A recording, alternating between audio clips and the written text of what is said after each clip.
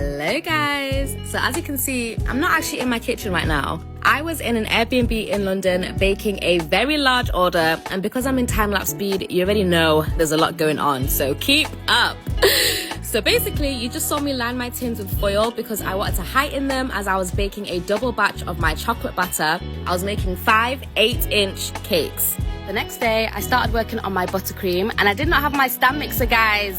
So I literally had to do everything by hand, which took forever. But after I'd made my buttercream, I added in some chocolate ganache because this is chocolate buttercream, and you know chocolate and coffee go together like peanut butter and jelly. So I added a shot of espresso into my simple syrup, and I poured that into my main squeeze, Sir Squeeze's distant cousin, and that's what I used to drizzle over my sponges. I only had 24 hours to decorate these 5 cakes, right? So it was kind of stressful, but at the same time, it was really fun and relaxing. What was not relaxing was bringing my whole kitchen to London, but that's a whole nother story for another day. But here are all of my cakes crumb coated.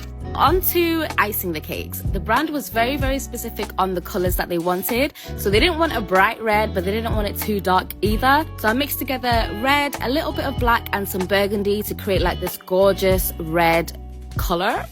But yeah, the first cake was in real time, and I just had to do that 4 more times. Literally, after a while, I just dissociated and I felt like I was in an Amazon warehouse packaging system. But I'm so grateful that all the cakes were the same design. So after a while, I was just in my groove. Literally had my shows on. My sister was yapping away in the background, and yeah, just got it done. Now onto piping. I used my 21 piping tip just to create this really simple shell border. I decided to keep the design of the cake pretty simple because the messaging was going to be big, bold, and very important, so I wanted that to be the main focus. But in my humble opinion, my very humble opinion, nothing goes better with a slice of cake than a cup of tea, a nice brew. But did you know, guys, under that comforting brew lies a very uncomfortable truth. So let me get serious for a second. I was shocked to learn that 3 in 4 women working on tea plantations fear violence and harassment at work. And the tea that most of us enjoy comes at a devastating cost to women's safety. That is not it. So as a girl's girl, I was delighted to hear that Typhoo is putting an end to this, starting with their own tea.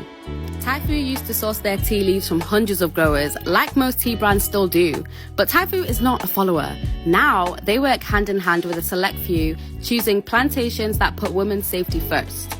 And on top of that, they reinvest profits into projects that work to eradicate gender-based violence on tea estates. Now that's the real tea.